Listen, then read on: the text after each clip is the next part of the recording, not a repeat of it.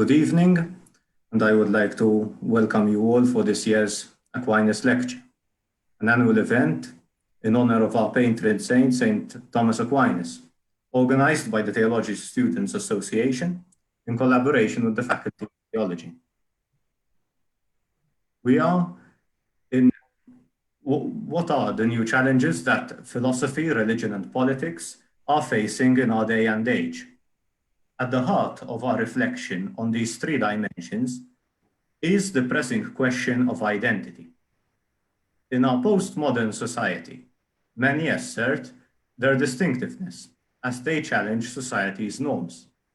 The goal of such an attitude is often not diversity and neither the common good. Our identity is strengthened and enriched as a result of dialogue with those unlike ourselves. Our authentic identity cannot be understood in isolation. Indeed, we all are quite familiar with the risks that have resulted from social media platforms functioning as echo chambers. Although all of us are unique, we should dare gaze into the face of the other in order to better understand ourselves. The French-Lithuanian philosopher of Jewish descent, Emmanuel Levinas, suggested that the face-to-face encounter with the other changes the individual and summons him or her to ethical responsibility. For Levinas, one needs to investigate his or her relation to and for others to understand one's distinctive status as a human being. Economical and technological accomplishments in our world in the past decades is leaving its toll. The gap between the haves and have-nots is widening. Racism and bigotry is on the increase, while the vulnerable are considered as mere products to be disposed of as soon as they cannot contribute to the economy. This is surprising, considering how hashtags promoting diversity, inclusion, and minority rights are taking up our social media news feeds by storm. In contrast, Pope Francis' recent encyclical on human fraternity serves as a beacon of hope in an individualistic world. To quote the Argentinian pontiff, we need to dream of a better kind of politics, one that is truly at the service of the common good. Such a politics would forge a society that is able not only to include and to integrate, but even more lift up those who have fallen or are suffering. Thus, our hope today is the transfiguration of society. This is not possible unless it starts with a conversion of heart, which would, in turn, allow us to use philosophy, religion, and good politics for the betterment of society. This is why I believe that the topos of the Good Samaritan that Pope Francis proposes in Fratelli Tutti is so apt. What strikes us at first glance is the different religious and ethnic identity of the Samaritan and the man who is left battered, naked, and half dead. However, the Good Samaritan transcends superficial identity politics to focus on a deeper identity, a common human nature, and therefore a common vulnerability. As the late Jesuit theologian Bartolomeo Sorge rightly observed, a better kind of politics can only be done when politicians recognize that they are called to be good Samaritans, in this deeper, more radical sense. Thus, the wise words of Jesus at the end of the parable of the Good Samaritan fill us with hope and give us direction. Go and do likewise. I have no guarantee that this evening's speaker will solve all your hard questions about the challenges of theological, philosophical, cultural, and political identities in today's ever-changing world. I am sure, however, that we will be challenged to contemplate identity theologically beyond its usual limits. I would now like to invite the Dean of our faculty, Reverend Dr. John Anthony Berry, to introduce this evening's speaker. Well, thank you, Mattia, for your introductory speech, and welcome everyone for this tonight's lecture. I'm delighted to be introducing Professor Dr. Karlheinz Ruhstorfer, who's a friend and a colleague of mine. I have known Professor Ruhstorfer for these 5 or 6 years at the European Society. He's Professor of Systematic Theology. Professor Karlheinz was born on 9th May 1963 in Bavaria, and he has been teaching in 3 different universities, always in the field of systematic theology and holding the chair of dogmatics. He started off at Landau between 2006 and 2013, was professor of systematic theology there. Then he moved on to University of Dresden between 2013 and 2017. And in these last 5 years, he is holding the chair of dogmatics at University of Freiburg. He is chairman of the German section of the European Society for Catholic Theology, and since 2019, he is vice dean of the Faculty of Theology in Freiburg. He is married and father to 3 children. We are honored, Professor Ruhstorfer, for having accepted to give this lecture, and we look forward for a lovely evening and to an awesome and stimulating lecture. The floor is yours. Dear John, thank you very much for this very kind and polite introduction. Also, thank you very much for this invitation. For me, it is a great honor, really, to have the opportunity to speak to you. And we were talking this day already, John and me, and we had, John was telling me that it was raining today in Malta, and I was very happy about that. Otherwise, I would have been too sad and too unhappy to bear it, this ugly weather we have now here in Germany. It's cold, it's raining, and it's really disgusting. So I'm looking out, the sun is already set, but I really was looking forward to visit Malta in this a year before, but this very severe epidemic threat has made it impossible to go there. So this is the only possibility to get in contact, but I am happy and thankful that this opportunity can take place. So we have to talk about difficult things. I just want to give you an idea of what identity can mean. It's a little bit of philosophical approach to the subject, and I have to read my paper, otherwise I would prefer to talk freely, but my English is not so good, so I have to ask you already a little bit for a pardon for my trying myself in, for me, foreign language. So, to start, Identity Reloaded, New Challenges. The first point is identity and history. Who am I? Who are we? Who do we want to be? Who should we be? These questions have been driving world societies for several years. What does it mean to be Maltese? What does it mean to be a Catholic today? What do we have to do as Christians? But these questions can hardly be answered in the closed cultural and political spaces. Our world is characterized by the fact that it has been set in motion. Societies have transformed at a very high speed. Many traditions, rules, and customs have been weakened or have disappeared completely. Many new behaviors, habits, and needs have emerged.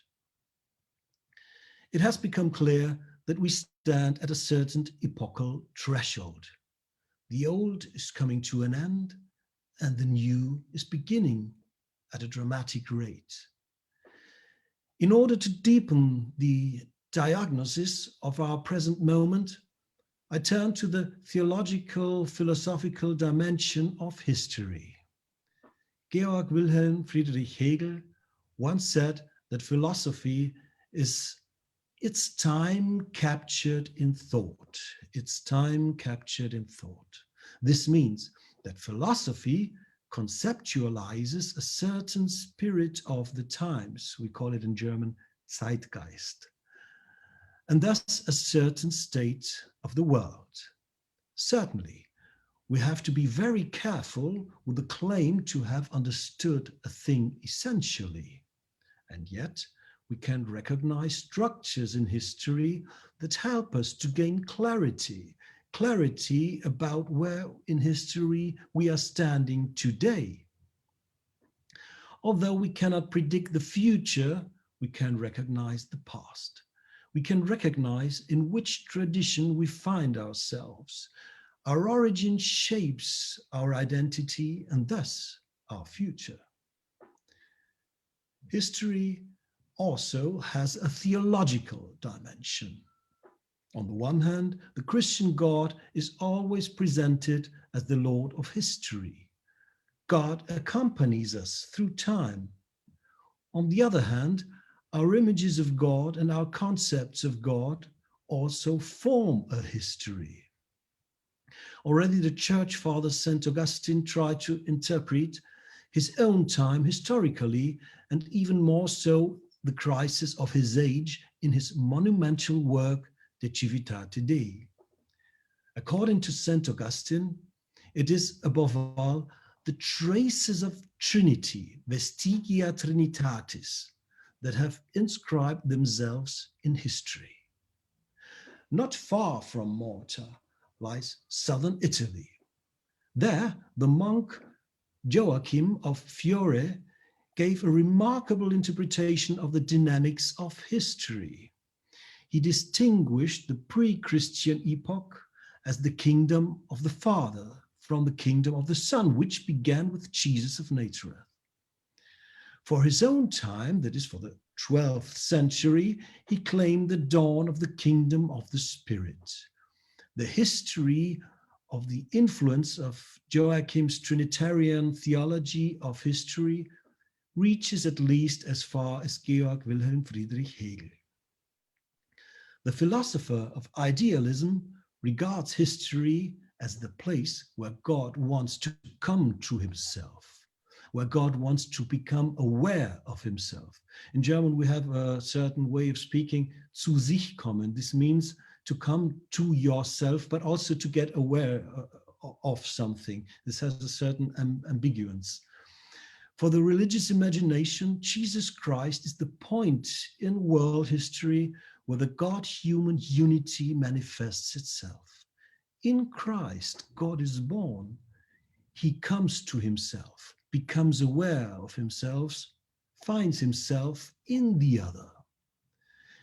In the God-man Jesus, the identity of divine and human nature is manifested. For Hegel, the Spirit is the self-consciousness of God in history. Through the Spirit, believers are lifted and transformed into the unity of God. In the spirit of the Church, God consciousness is represented. Hegel can unite the dynamics of world history with the inner dynamic of the triune God. First of all, God sets a difference from himself within himself, the so-called immanent Trinity. The Father is the original identity before all difference, the identity before all difference. The Son is the difference as difference, the other to the Father, but which remains identical with him also as the other. Therefore, the Spirit as love is the unity of Father and Son. He is the identity of identity, Father, and difference, Son. But then the Trinitarian God, who is within himself unity and multiplicity, sets the truly other, the world. In the course of history of the world, God takes the world back into himself, God sets the difference between himself and the world and abolishes it again. From a religious point of view, the world history thus becomes the history of salvation. This is what we believe also in the Christian belief, that God has the whole world in his hand and God leads us through history to himself. Within the Hegelian concept of identity and difference, with the Hegelian concepts of identity and difference, it is also possible today to structure the history of thought and faith.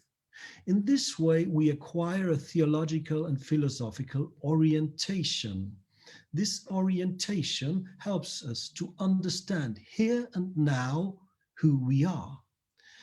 We now make a journey to the past to see where we come from. The concepts of identity and difference accompany us on our way through history. First, identity 1.0, the Greek reflection and the Jewish God. In Greek philosophy, Parmenides, it's also not so far away from Malta. I think I have been there. It's in southern Italy, in Velia, it's called today, a wonderful region. You really can feel the being somehow, the divine being, if you stand there on the top of the hill and watch down to the sea. You know, for me, it's something special, but for you living in the paradise the whole year, it's quite self-evident. So, but now I have to take back my envying you and get back to the script. So shut the brackets. In Greek philosophy, Parmenides, Plato, and Aristotle discovered the true order of things as the sphere of the divine above us. The true being tells us how it should be and how we should act. Theoretical truth and practical goodness are interrelated. Plato further assigns the being of Parmenides to the world of ideas. The sphere of ideas receives its inner order from the highest idea, the idea of goodness. The sensual world of man is oriented towards this divine world. For Aristotle, the purpose of man is to come into the presence of God. God is the pure identity, the presence of thought for itself.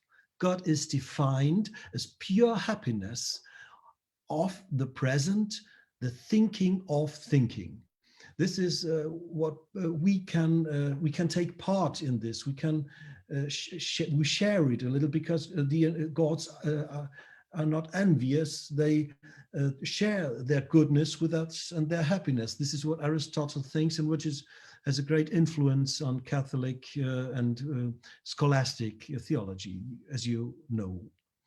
Parallel to the Greek version of pure identity, in ancient Israel, the idea of the one creator God developed quite simultaneously. The God of Israel is also the foundation of the human world. At the beginning of the Bible, he is introduced as the creator who sets limits for everything. Heaven, earth, light, darkness, wet, dry, a limit is also set for man. He may not eat from the tree of knowledge of good and evil, but we know what man has done.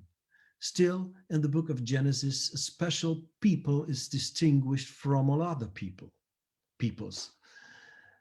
Israel distinguishes itself by being oriented towards that God who is the pure identity before all difference. It reminds us to this Hegelian expression.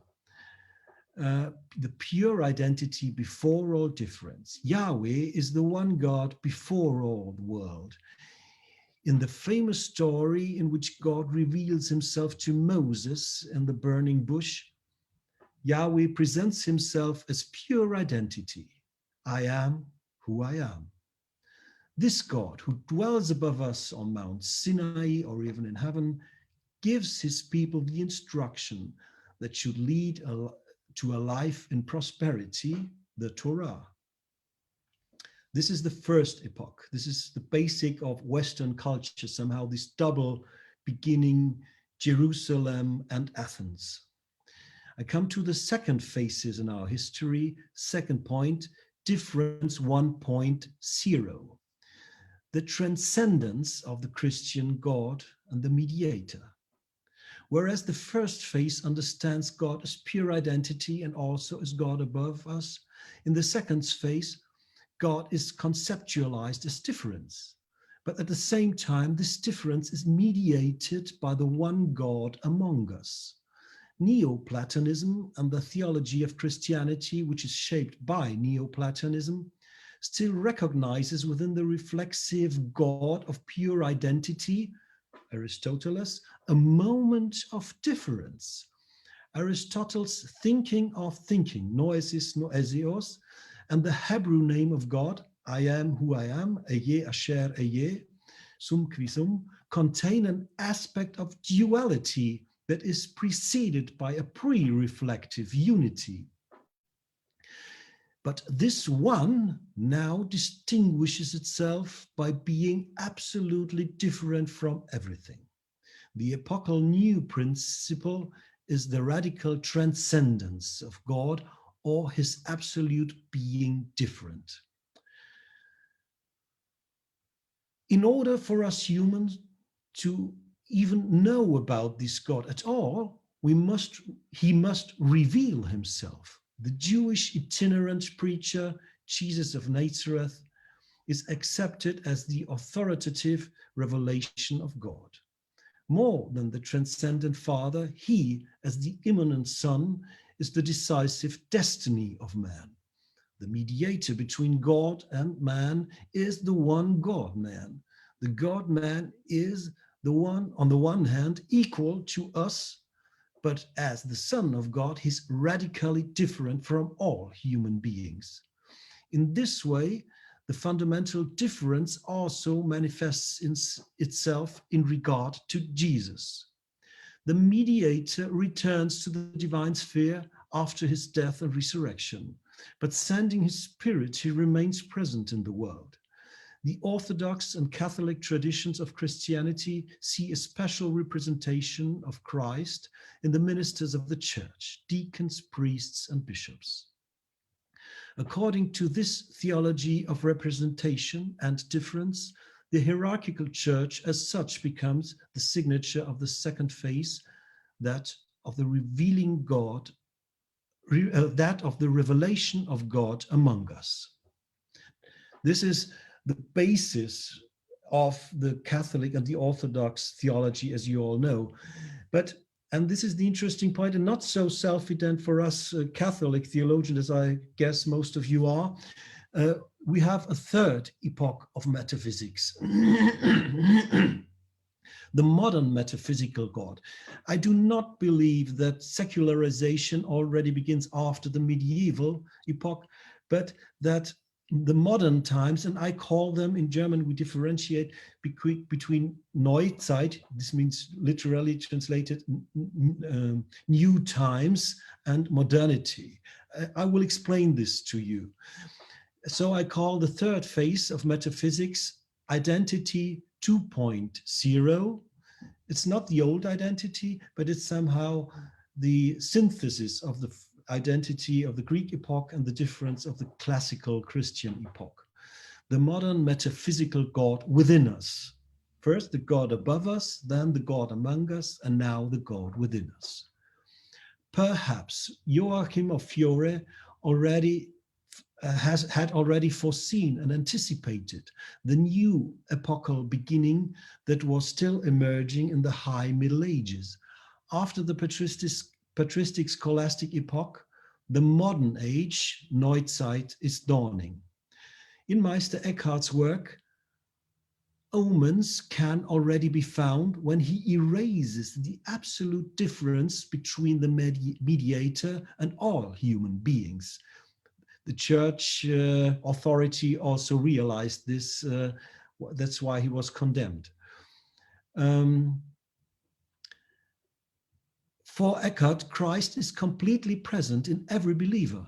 Accordingly, we can call the epochal principle the God within us, the God in us.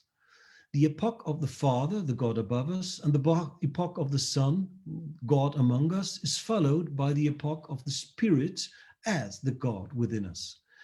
The radical difference and transcendence of God is aufgehoben in the Hegelian sense of the word.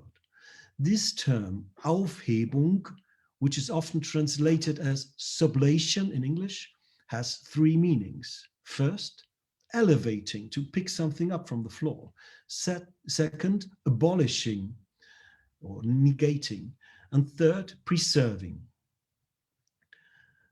At the beginning of the modern age, humanism and Renaissance are taking place.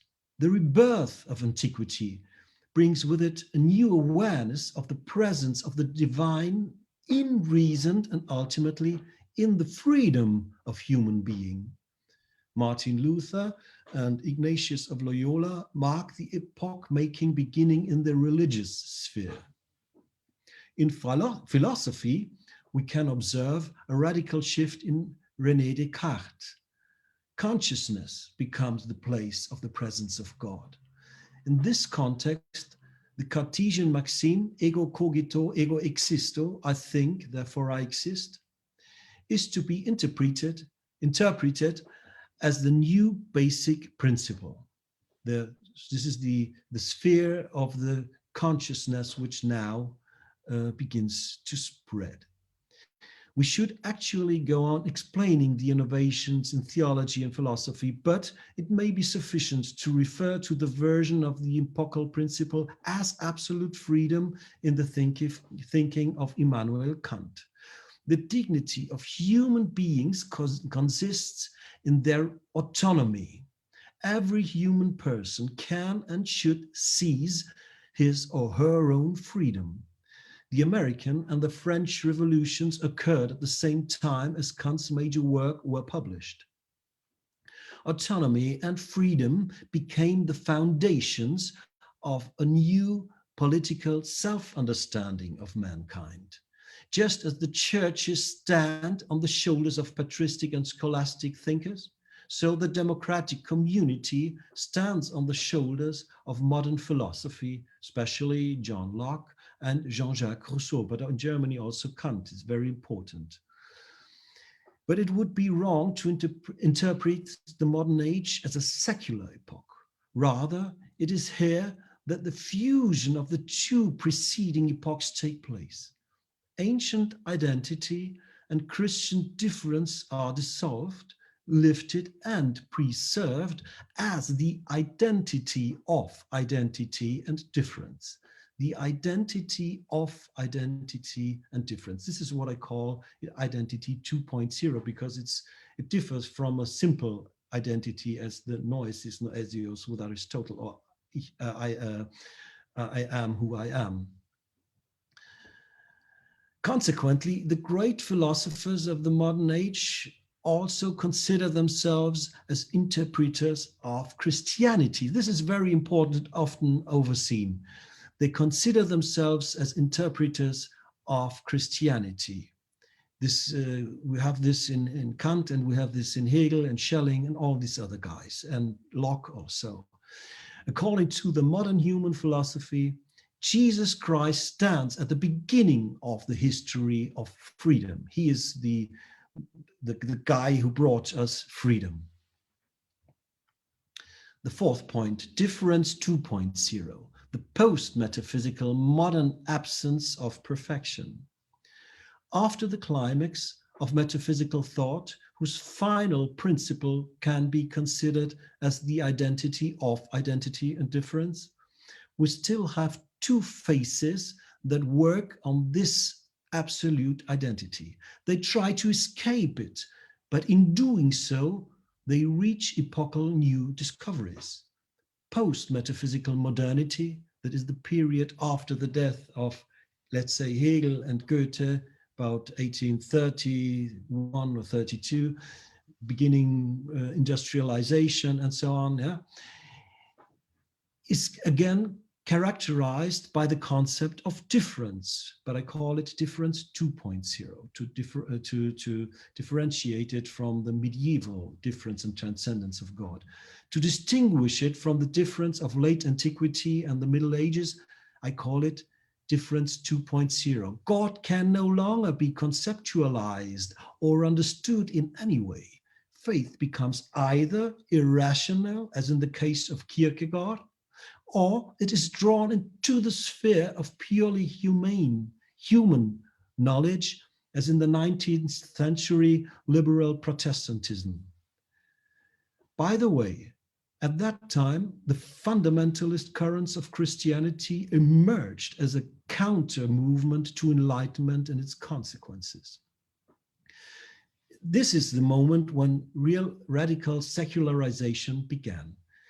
The assertion and absolutization of religious truths against all reason and against the dynamics of the time is the signum of fundamentalisms in all religions until today. Even, by the way, also in Islam, fundamentalism arose in this very moment of history in the 19th century. While for Hegel, for instance, logic was still the recording of God's thoughts before creation. This means, at any rate, an expression of speculative theology or philosophy. Logic in post-metaphysical modernity becomes a purely human and functional matter. Gottlieb Frege, German philosopher, as the father of modern logic, should be mentioned here. The currents of analytical philosophy can also be traced back to him. Nature, which in Hegel's system was still the other side of metaphysical logic, also detaches itself from its ontological foundation. As a mere world, it becomes the object of the emerging natural sciences. This is what we still experience every day. Thus, modern logic and modern science are negating the onto-theological foundation of all previous thinking. They regard themselves as pure difference to all previous thinking. Friedrich Nietzsche puts this most radically in a nutshell: God is dead. This means God is different, absolutely different, completely absent. If we want to understand the history of the 19th and 20th century in all its upheavals, then we must understand the basic experience of modernity. This post-metaphysical modernity, this is what I distinguish from modern metaphysical epoch, which I called Neuzeit, New Times, you remember?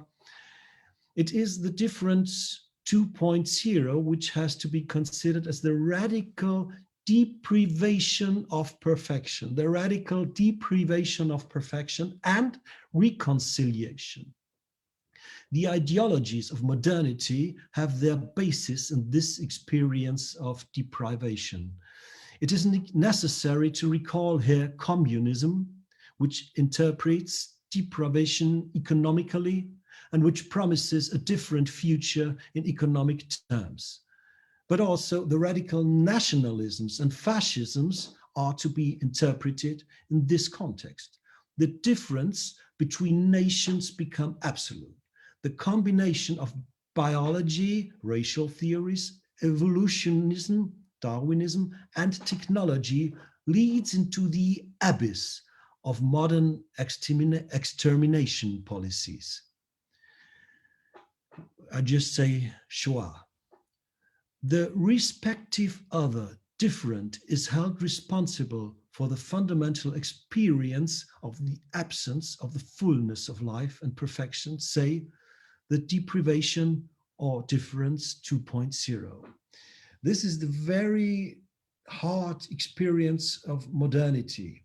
The classical modernity, this post-metaphysical modernity, realized and felt it deeply that humans have been expropriated in different aspects. But there's a reaction to this very abysmal way of thinking and experiencing. And this is why I come now to the last point in the last epochal unit. Fifth, difference, beyond identity and difference, or postmodernism. Postmodernism, the hitherto last phase of our history, tries to distance itself from this classical modern policies of difference. But postmodernism cannot simply repeat the gesture of negation without remaining attached to the paradigm of difference. Because if you want to negate something, and to say, this is bad, I just want to make it in a new way, then you repeat this gesture, this classical modern performance of negation, because you don't escape it. You just repeat it. You don't get out of this place. Moreover, thinkers like Jean-François Lyotard still see the paradigm of identity at work in the fundamental experience of post-metaphysical modernity, since identity and difference are two sides of the same medal, or same coin. He blames the longing for the one and the whole, be it identity or difference, for the great catastrophes of the 19th and 20th century. The tensions in this world may not find a final solution, no Endlösung, no final solution. The final reconciliation is now suspended, no synthesis. The history is open, there is no end, no future. No end, no overcoming of the differences. There is no completion, no totality, and no comprehensive identity or difference. Difference disperses, since every singularity is different, even within itself. Everyone is completely different, as Jacques Derrida puts it in reference to Emmanuel Levinas. The different itself is changed and radically pluralized. With a neologism, différence, Derrida shapes the key word for the new epoch. The French word différer has two meanings, differing and distinguishing. This means identity remains postponed. Identity is now the very bad thing. And yet it is always coming without ever arriving. This is kind of a paradox. But even the different units are not closed variables. The work of distinguishing does not stop at any unit. Nation, church, people, class, gender are only phantasms. They carry the appearance of units and coherence within themselves, but in truth, every identity must be deconstructed. But deconstruction is not destruction. It is not a matter of negating the old identities, but of transforming them, pluralizing them, and thus opening them up to the other. Every identity is contaminated by the germs of otherness. It is in this context that the great epochal word, death of man, is to be understood. Already at the end of the 60s, the French philosopher Michel Foucault stated that man would not survive the death of God for long. After the death of God in the classical post-metaphysical modernity, the death of man is now taking place. Therefore, purely secular anthropology has no absolute foundation, nor should it have one. There is no general norm of being human, according to Foucault. Everyone is different, but it is precisely otherness and, now this turns, and respect for otherness that becomes the non-principled principle of postmodernism. It is a kind of principle, but it is, on the other hand, not. And it is ethically, it is radically ethically, it is an ethical principle. The otherness of the other is to be respected like the otherness of God. Difference itself thus becomes the scene of the appearance of God. As Derrida puts it, every other is of the same transcendence of God, yeah, and as Yahweh. And we meet Yahweh at the face of every different person. Now I come to the last point and to the conclusion. Identity reloaded. If the epochal achievement of post-metaphysical modernity was the opening up of the worldliness of the world and the awareness of the deficiency in the world, the new thing about post-modernity consists in the awareness of the differences and in the concern for the weak, the oppressed, the incomprehensible. We have to take a look at the big judgment scene in the Gospel Matthew. Nevertheless, we experience nowadays the final crisis of postmodern phase of our history. 2 centuries of difference 2.0 and différence have created a new need for identity. Destruction and deconstruction has run out of steam. We begin to feel the need of new constructivity. We need to know who we are as individuals, as members of a political community, as religious believers, and finally as human beings inhabiting this very endangered world. A further indication of the end of postmodernism is the demand for a new realism by authors such as Maurizio Ferraris. After the ideality of reasonable truth was lost in post-metaphysical modernity, and after the objectivity of sensual reality was also lost in postmodernism, new idealistic truths and new objectivities are now demanded. Even analytical philosophy, which originally distinguished itself by the negation of idealism, experiences an idealistic turn, so Robert Brandom. Analytical philosophy, in particular, rehabilitates metaphysical thinking, since the new tendencies in our days abandon the will to destroy metaphysics and the gesture of deconstruction of modernity. A remarkable return of metaphysics occurs in our days. After the age of difference 2.0 modernity and difference postmodernity, we are witnessing a rediscovery of metaphysical identity. It is not just the neuzeitlich metaphysical variant of identity that is returning, but we also see a renewal of the classical Christian metaphysics as it was understood in the patristic and scholastic thought.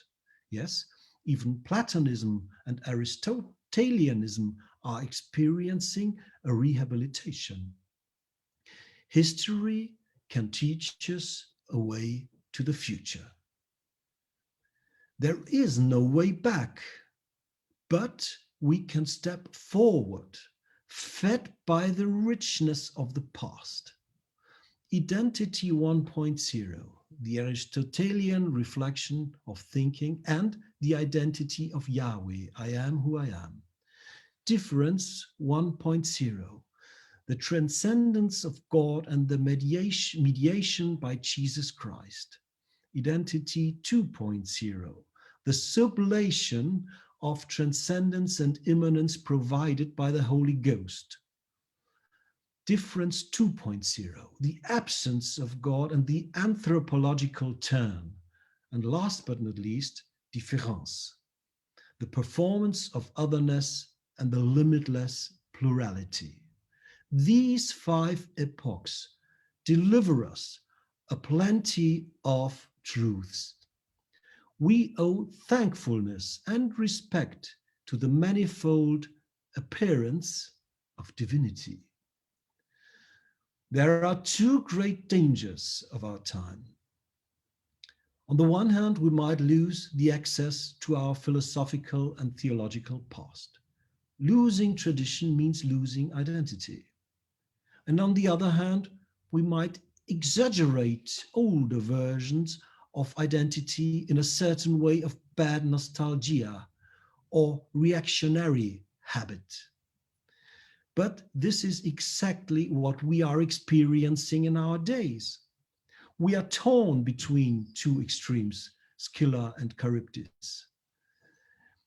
We are witnesses to philosophical and religious neglect. And at the same time, we see the fundamentalistic longing for a faded and even more fictitious identity.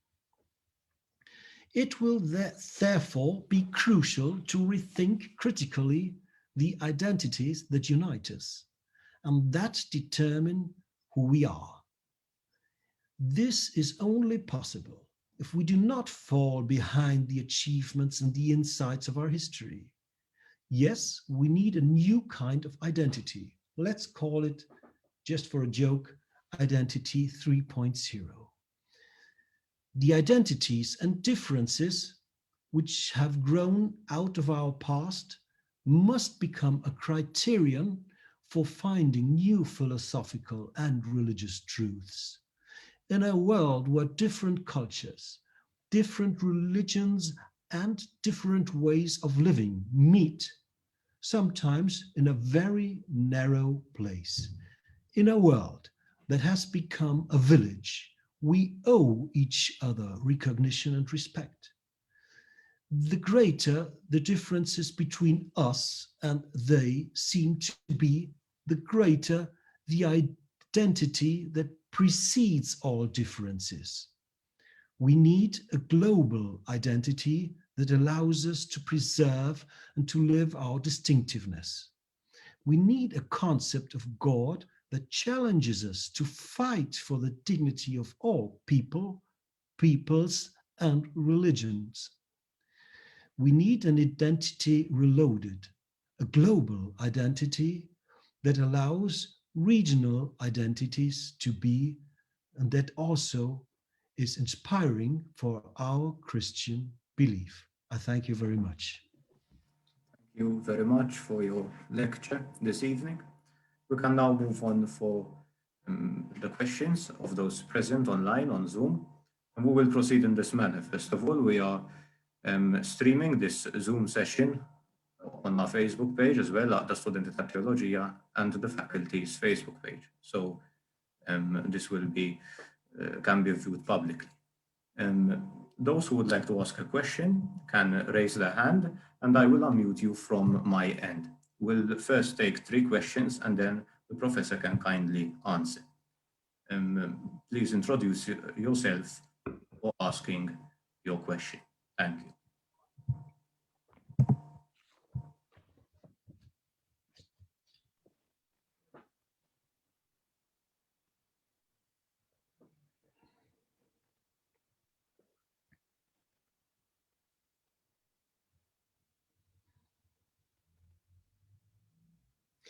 Please. Yes. Hello. Yeah, please speak. Okay. Yes. First of all, thank you very much for these beautiful reflections that helped me a lot to rethink about the future of our identity. First of all, I'm Father Mario Attard, a Capuchin friar, and I work with oncology patients. That's my background. Now, I was thinking, if it's in future, is it possible that the identity of the future would be theological, since there are so many cultures, since there are so many differences? Could it be that philosophy and also theology and politics contribute more to the idea of encountering the other via dialogue, a sincere dialogue? Could it be the ethics of the future, an open and a sincere and a committed dialogue? Thank you. Just wait, or shall I answer what, Mr. We can take another 2 questions and then. I hope I can remember all that. Thank you for your question, first of all. Father Manuela Jus. Please.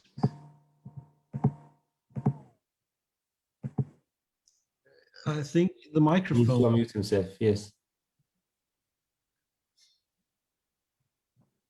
You should, yeah, no, it works. Is it okay now? Yeah, it works. Is it okay? In terms of language, are you hearing me? Yeah, yeah. Are you hearing me? Yeah, I hear you. Are you hearing me? Yes. Yes. So in terms of language, in the situation where we have seen different periods of social identity, can we speak of the first person singular in any way amongst ourselves? Are you hearing me? Yes, I am. Thank you, Father Joseph. Father Manuela Jus.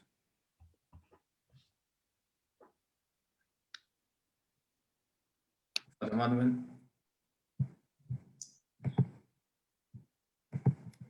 Professor, I think we can, if you would like. Then I'll try to answer. What I wanted to say is we have to. Yes. Are you hearing me? Yeah. Are you hearing me? Yes. Okay. When we talk about the identity, especially in the postmodern period, Yeah. usually we are very familiar with Charles Taylor, and I'm a bit surprised that you haven't referred to Charles Taylor and his notion of self-identity. How would you fit his notion of self-identity in these different epochs, particularly in the postmodern period? So thank you. Now we have these 3 questions completed. I first want to answer to Mr. Attard, encountering the other. Yes, I think this is the point. You know, I only referred to the Western civilization, the Western history, and this Western history somehow, meets a global reality with different cultures, and we now have to manage with this. This is the basic challenge I think we face, besides the ecological and economical problem. But I think that there's one special problem because we considered the secularized Western motives and political motives as neutral. But I think even modernity in the secularized world is a product of a Christian thought. So we have to rethink the power, let's say, of Christianity. It is stronger than the modern age thought, stronger even as Charles Taylor thought when he wrote his very big book, A Secular Age. So I think we have to see that religion, especially the Christian religion, also was present in its own negation. And this gives us a new task and a new way of talking to other religions and to other cultures. And there has to be we have to find a kind of neutral sphere. You know, I don't think that the problem is to find a common God. This should be difficult. But I think we should find a common secular sphere. We don't have it. And this sphere should build some kind of agora where we can encounter and where we meet each other with respect. And this is one point we can learn from postmodernity, meeting the other as the other without the absolute need of a synthesis, without an absolute need to get Islam and Christianity together. Either they are right or we are. I think we have learned to let differences be. And this is very important for the future, I think. But on the other hand, we search together for identity and we search together for truth, and it is a kind of friendly competition. And here I want to answer to the second question, can we still talk in the first person singular? I think this is what we have to rediscover after postmodernity, after the death of the subject, as Foucault put it. I think we should end the fixation to one of these epochs. I think we should discover there's a discourse between these 5 principles for our culture, and that we should take the full richness. And this means to rediscover what identity and what person and subject and personality meant, also not only in medieval thought, but also in modern times thinking, where the personality was also somehow, and freedom of personality becomes somehow absolute, and the dignity of the individual became somehow absolute in a way which had a certain conflict with traditional Catholic opinions on personality and on dignity of human beings. So, of course, I think there should be a first-person perspective in the future, but it should learn from these different challenges of history. And to this third question, Charles Taylor. Yes, I think, I admire Charles Taylor. I really admire him. He's absolute, enormous mind. But I would like to refuse the thesis of the modern age as a secular age. I think this is a Catholic prejudice, because it doesn't recognize and has no respect for the Protestant way of religion and its translation into philosophy, for instance, in German idealism. This is also a very important way of thinking on God. I know that Charles Taylor was working on Hegel, but he thinks he's a little bit too, he thinks that the secular sphere is a little bit too strong in his way of thinking. And this also leads me to the point of identity, of personal identity. We can learn from the modern times and the dignity of individual person. And I don't think this is a buffered self, as Taylor put it in the classical modern times, the new times, this third epoch of metaphysics. There's no buffered self, but the self is related to the other, and it is somehow sublated.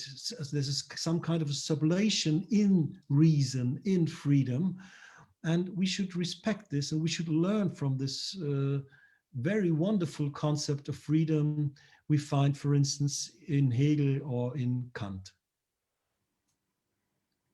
Thank you once again, Professor. Are there any other questions? Father Mark Sultana had a question. Michael Cilia De Bono raised his hand as well. He can ask a question after Father Mark Sultana.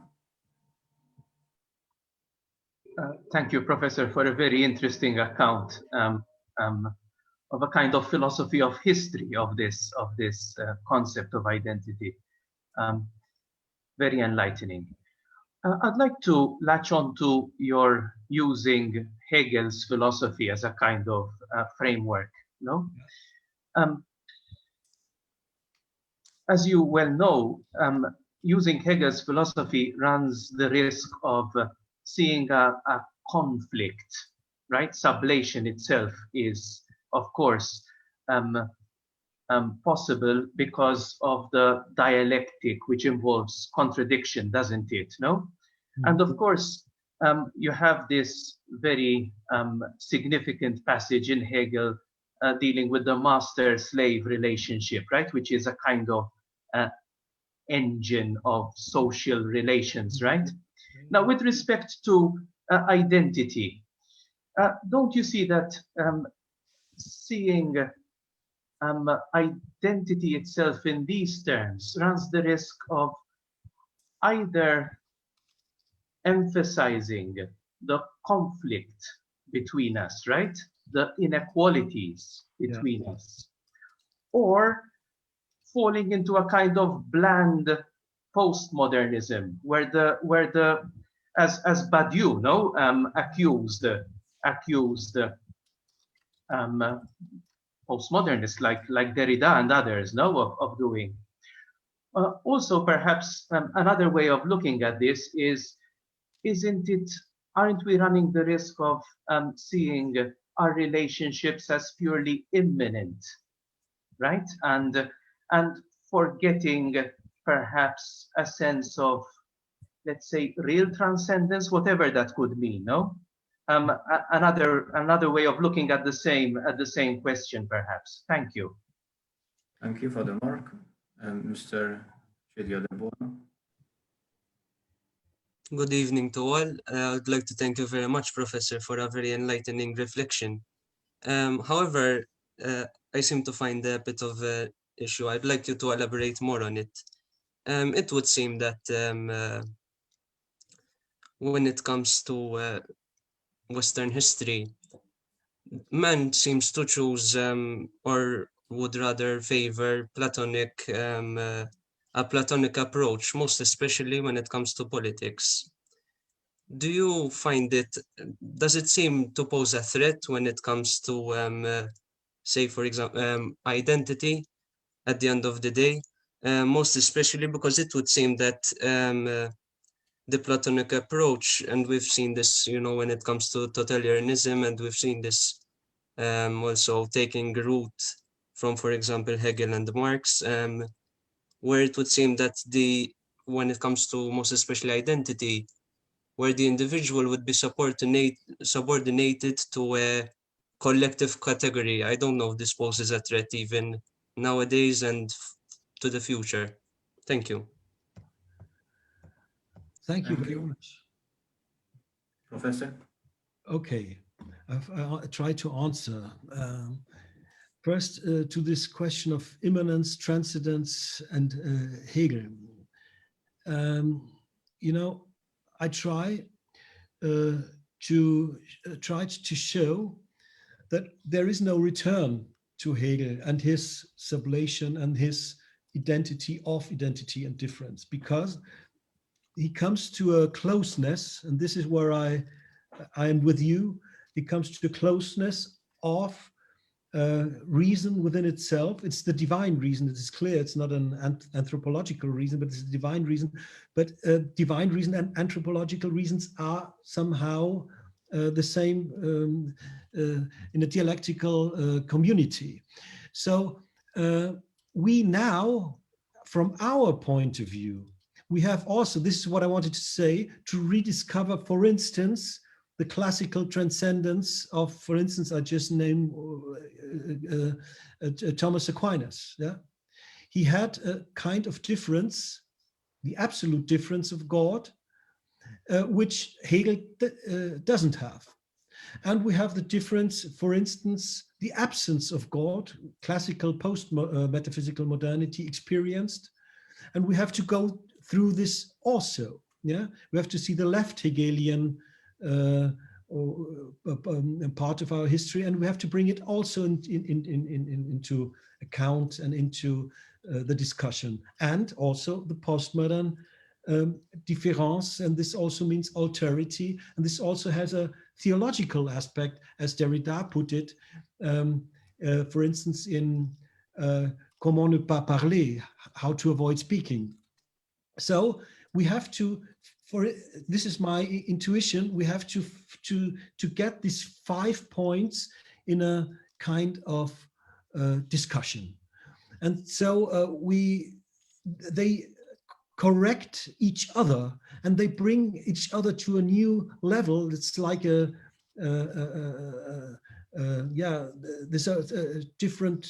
a tension between these points, and they can't be just synthesized, the differences remain somehow, but it's not the old difference, this harsh difference, but it's a new way of difference too, and it's a new way of getting things together. There's a new way of discussion, of talking with each other. There's a kind of talking to each other of this principle, which will bring us into future. We may not lead or let one aspect behind, and even not the aspect you you hinted to, and this is the transcendence of God we believe and we have in religion.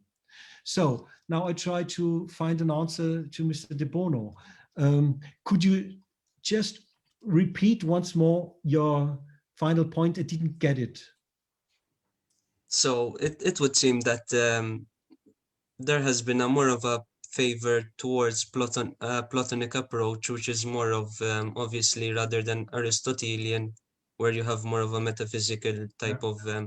Now, when it comes to, for example, politics, would the Platonic approach, how shall I put it, pose a threat or be dangerous to a certain extent when it comes to identity, where it seems that the individual is more subordinated to a collective category more than you're absolutely right. This is why, again, why I think that these 5 epochal principles are to be kept. Because if you put out only, for instance, this Platonic thing, this would be a totalitarian political system. This would not be no fun. You have no democracy. You have, although the Greek invented somehow democracy, Plato was no friend of it, and Aristotle either. So this wouldn't work. But on the other hand, we, for instance, Hegel somehow has a certain respect for modern times democracy, and he's also a Platonist. But the point is, where do we find the idea and where do we find reason? Is reason only the common thing, or is reason also the thing within myself? And Hegel puts it, it's the thing within yourself, and no individual can act against its insights, against its conscience. This is why the modern times individuum is so strong, because it is, as we call it in German, selbstbewusst, self-conscious. It's not just conscious, but self-conscious. And this is why it's free, and why only a rational choice, a rational argument counts. And I have to prove it as a subject. And no one else can vote for me, for instance, in a democracy. I have to vote. And this is what we have to keep. And also have to get sensitive. And this is what we have to go farther than Hegel. We have to see these challenges from us. For instance, Marx invented, or Marx found out that we can't have a bourgeois democracy if we have left the proletarians behind. If we have left people behind who cannot vote, who are weak, who are excluded. And so this is why also postmodernity comes into account, the respect for these left behinds, for these people who have no vote, who have no voice, who have been empowered. And we have to see, this is this St. Matthew's gospel thing, which is so important for me. When do we see Christ? When do we find him? When did we visit him? We visited him when we visited the weak, the poor, the hungry, the guy in the jail. And this is what postmodernity sensibilized Foucault, for instance, us, because we have to take into account the marginalized people. And I, for instance, I'm quite convinced that these moods, this postmodern mood also has infected somehow our present pontiff, for instance. It's not self-evident that a pontiff goes first of all to an island, to Lampedusa, where Muslim refugees, this is absolutely not self-evident, but this is a very, very strong symbolic gesture. It can't be underestimated. But this shows we are now sensitive for going to the border. You know, the pious popes would never have gone to some Muslim refugee. Not Pius XII, he would not have gone there. But the present pontiff does. And this shows how the world has changed. And we have to take the good out of all these great history. This is what I'm trying to do. I feel myself sometimes like a peasant who wants to harvest all this different epochal stuff. And it's so rich and it's so much fun. Thank you very much, Professor. We can now pass on to your concluding remarks as we end this Aquinas lecture this evening.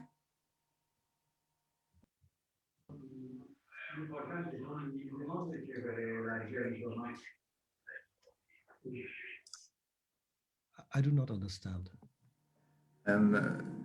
Your concluding remarks, Professor, as we give a closure to this lecture. Oh, I should close it now. Okay.